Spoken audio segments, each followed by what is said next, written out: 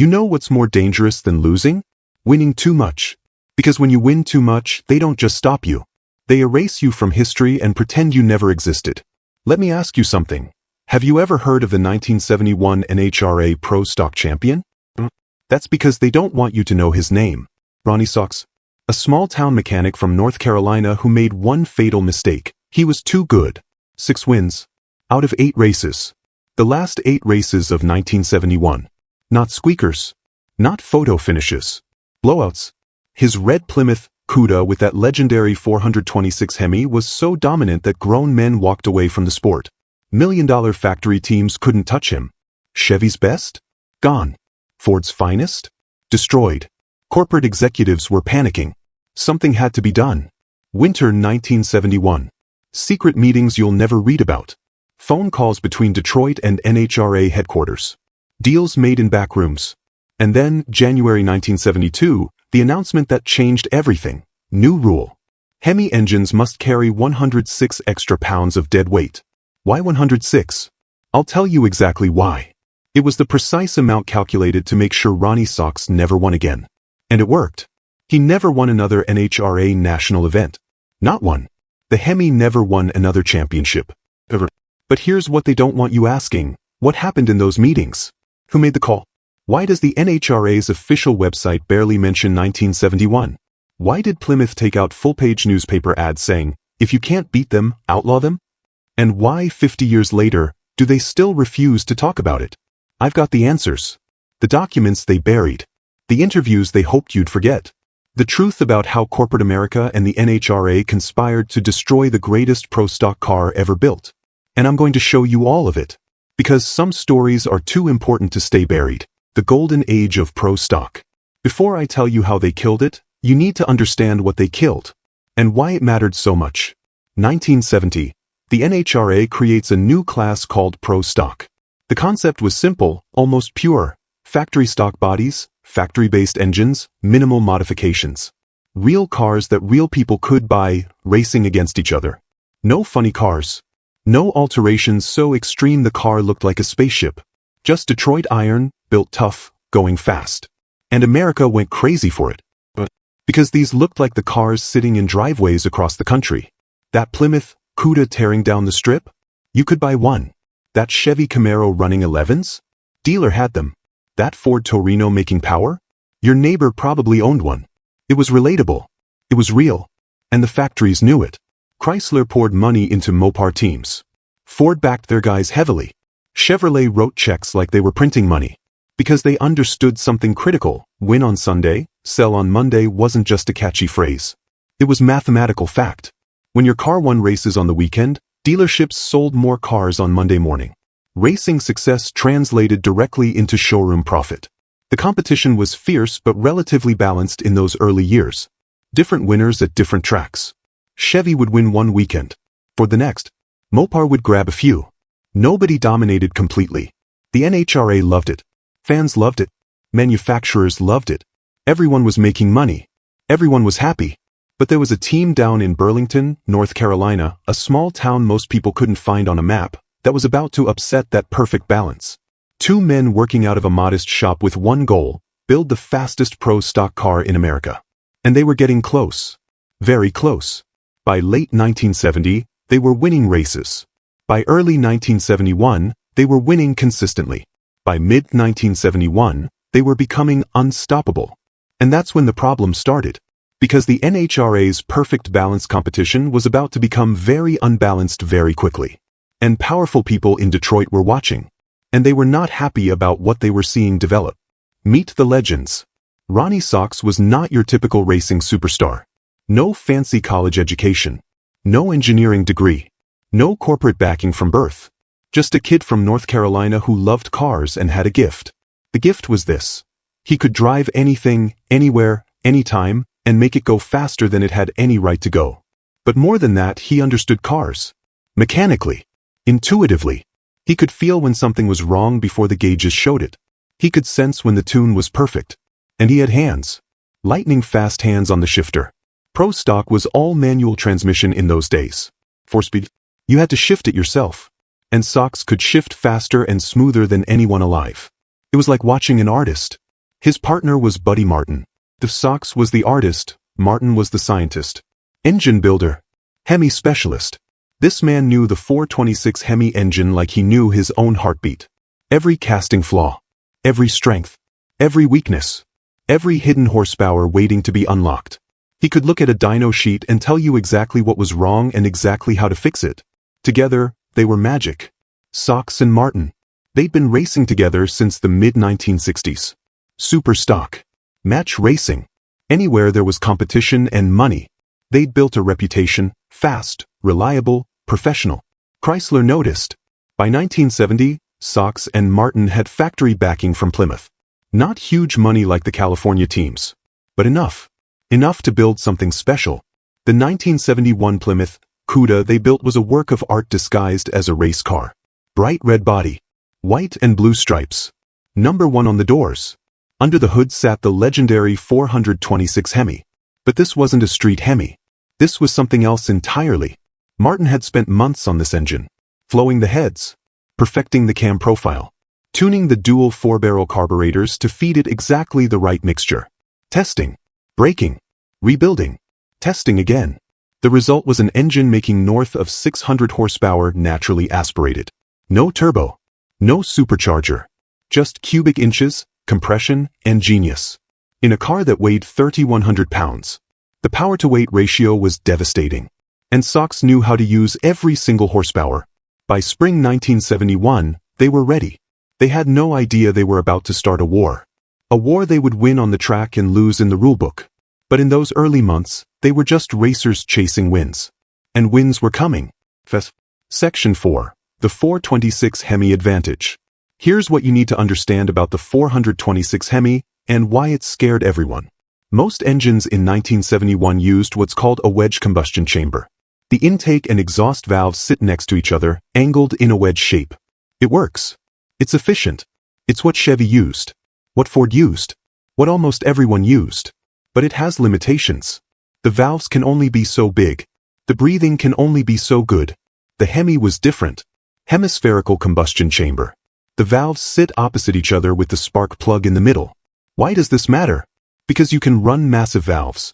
Huge intake valves. Huge exhaust valves. The engine breathes like it has asthma medication. Air flows in easier. Exhaust flows out faster. More air and fuel in means more power out. Physics. Buddy Martin understood this better than almost anyone alive. He'd been building Hemis since the 1960s. He knew every trick. He knew how to port the heads to maximize flow without sacrificing velocity. He knew cam timing that would make other engine builders cry. He knew carburetor jetting that seemed like magic but was actually mathematics. The combination he built for that 1971 Cuda was perfect. And I mean perfect. The power band was broad. The torque curve was flat. The reliability was exceptional. Other teams were breaking parts, scattering engines, going home early. Sox and Martin? They'd make 30 passes on the same engine and it would still be making full power. But here's the secret weapon nobody talks about: weight distribution.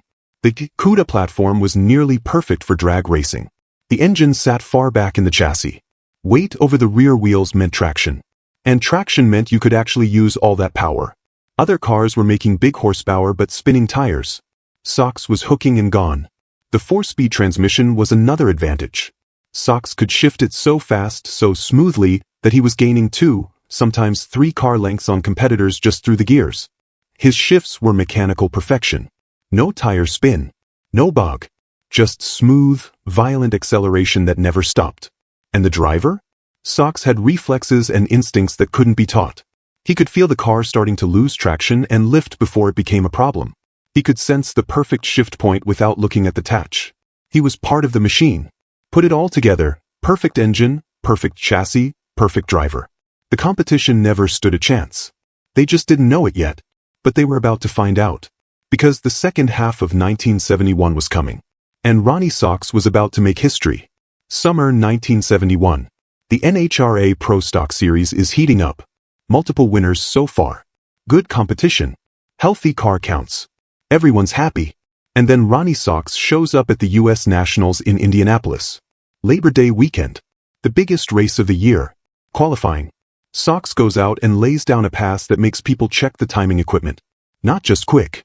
Stupid quick. He qualifies number 1. Not by a little, by a lot. In the final round, he destroys the competition. It's not even close. He wins. Going away. The Hemi, Cuda is hooking, shifting, pulling like a freight train. Beautiful. That was the warning shot. Next race. Sox wins again. Different track. Same result. Dominance. The Chevy teams are starting to get nervous. Ford guys are scratching their heads. What is he doing that we're not? They tear down their engines. They copy his setup. Nothing works. They can't figure it out. Race after race, Sox is either winning or finishing top 3.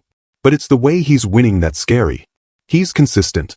Every pass within hundredths of a second of each other. That kind of consistency means the combination is sorted. No gremlins. No mysteries. Just a well-oiled machine making power and going fast. By the final stretch of the season, the last 8 races, Sox is on fire. He wins at Reading. He wins at Indy again. He wins at Dallas. The competition is demoralized.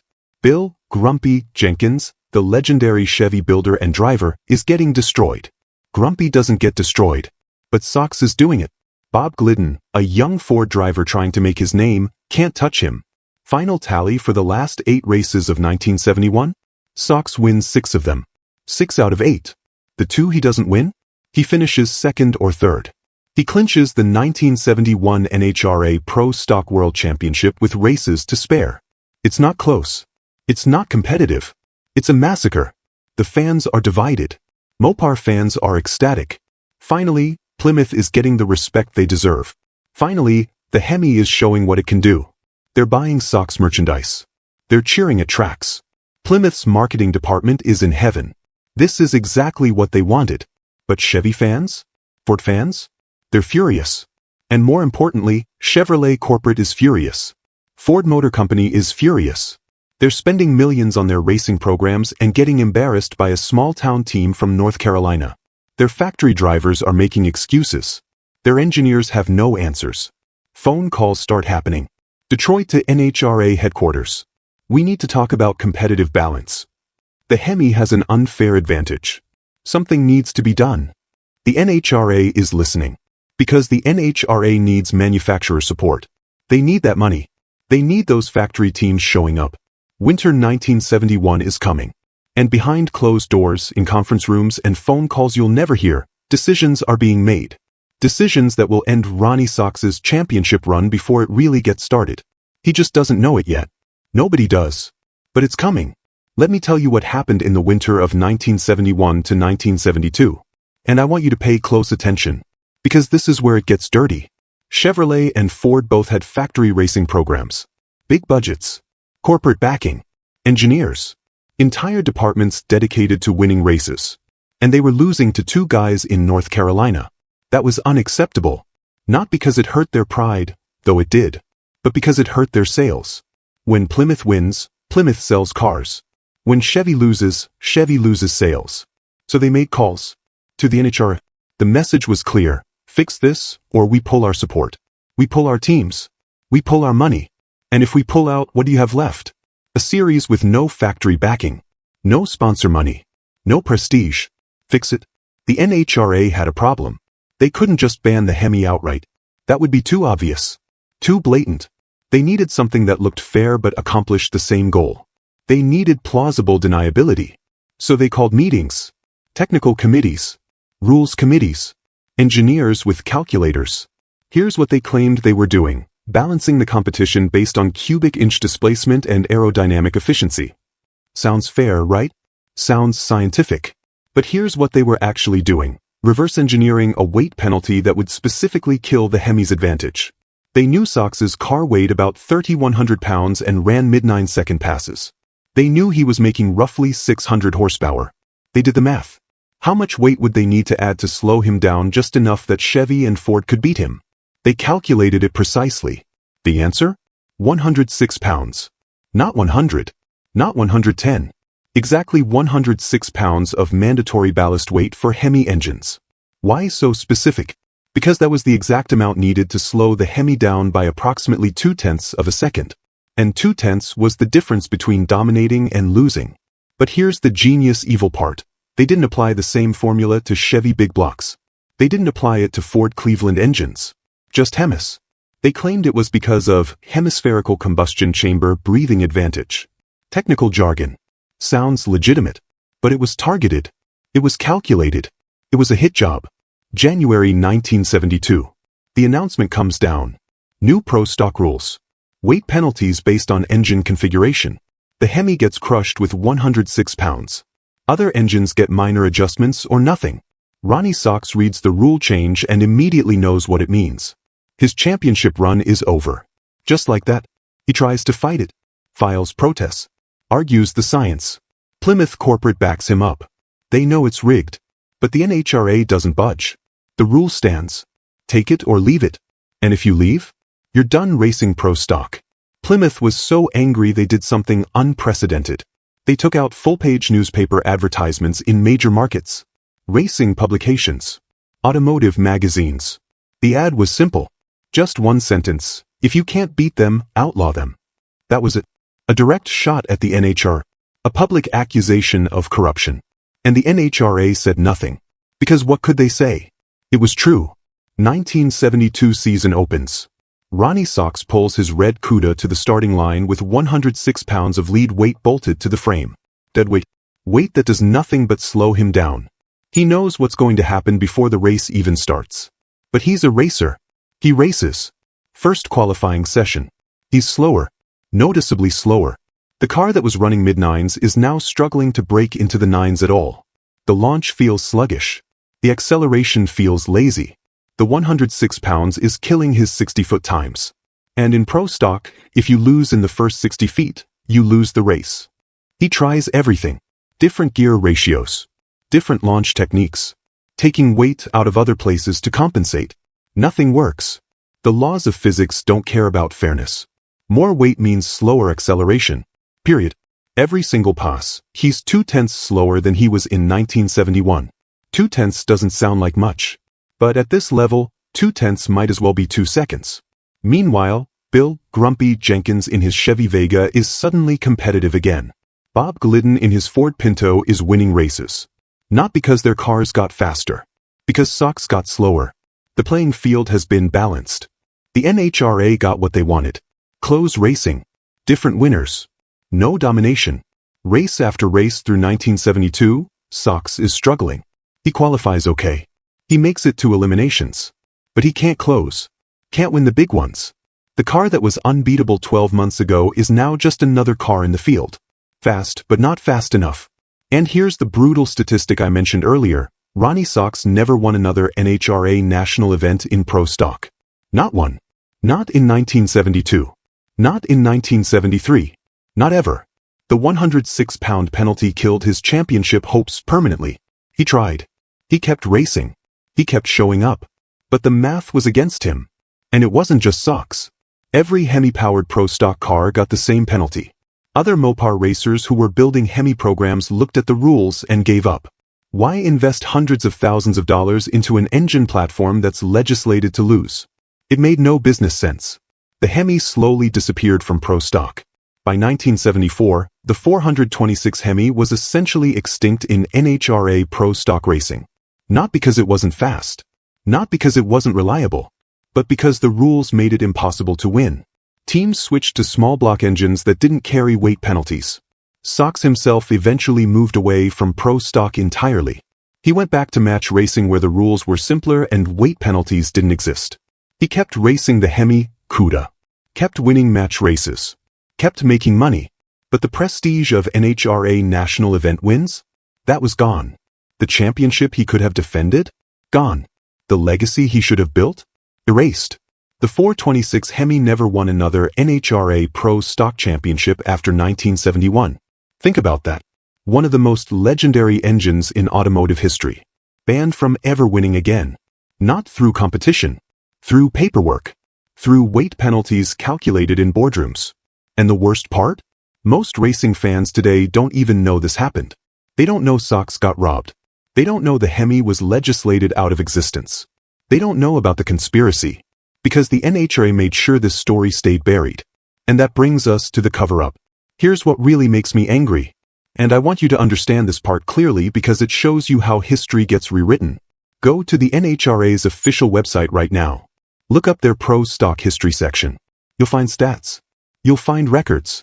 You'll find championship winners listed year by year. 1971, Ronnie Sox. That's there. They can't erase that completely. But here's what's missing: any explanation of what happened after. No mention of the weight penalty. No explanation of why the 1971 champion never won again. No discussion of the rule change.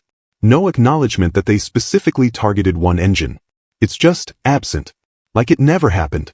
They show Sox's championship and then move on to the next year's winner like it's normal for a dominant champion to suddenly disappear. Their official histories talk about evolution of the class and competitive balance initiatives. Corporate speak. Sanitized language. They frame the weight penalties as technical adjustments for parity. They make it sound scientific.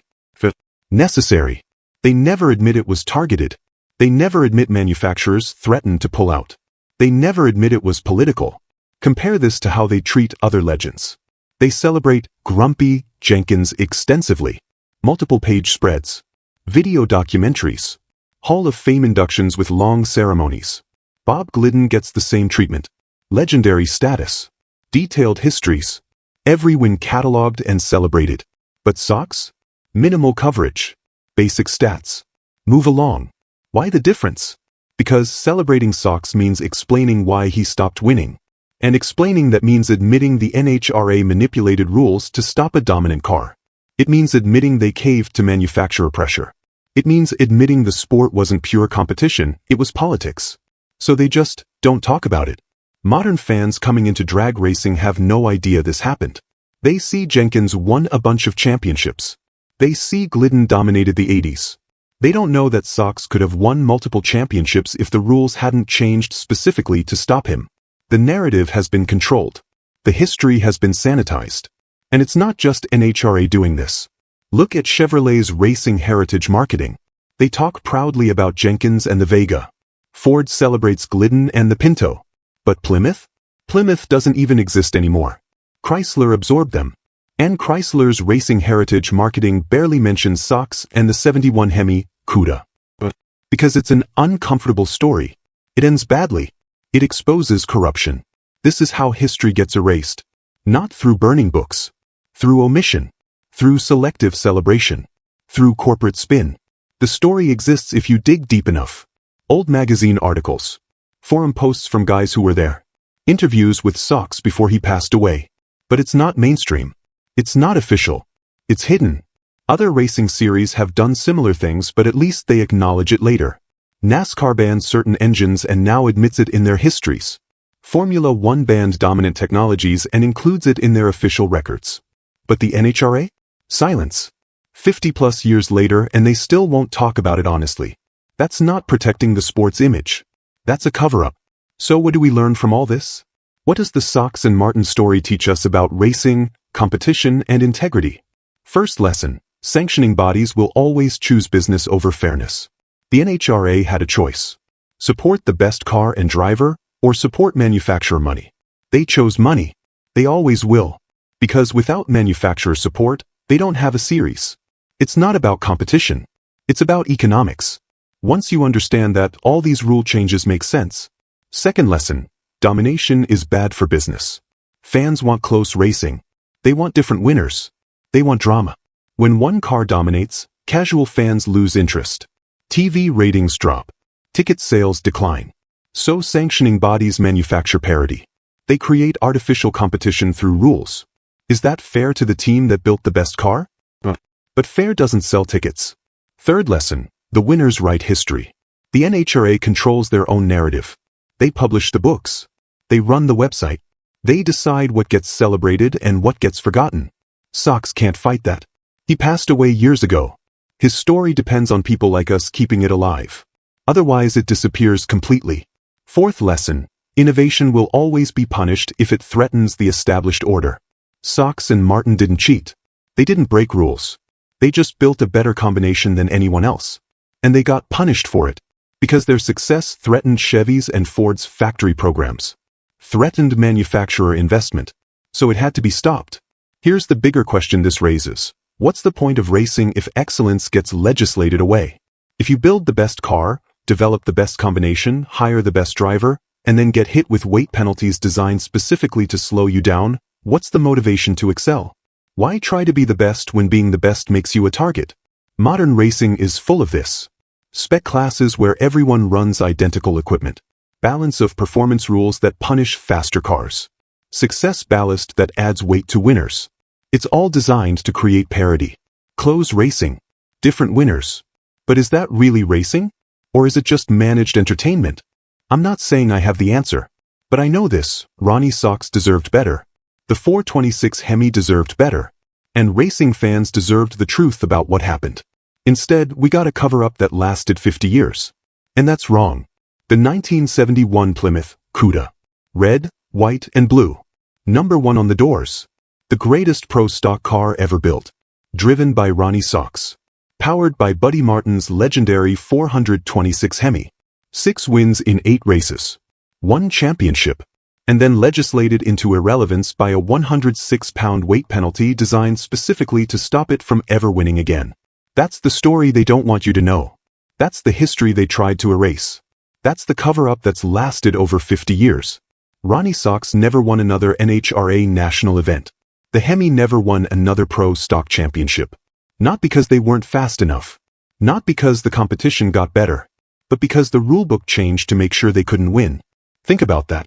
The reigning champion, the dominant car, eliminated not by racing but by paperwork. Plymouth knew what it was. Their newspaper ad said it all. If you can't beat them, outlaw them. 5 words that told the whole story. Corporate America and the NHRA working together to stop a small-town team that was too good. Now you know the truth. Now you know what they tried to bury. And I need you to do something. Share this story. Tell people what happened. Put it in the comments if you remember watching Sox race. If your dad told you about it.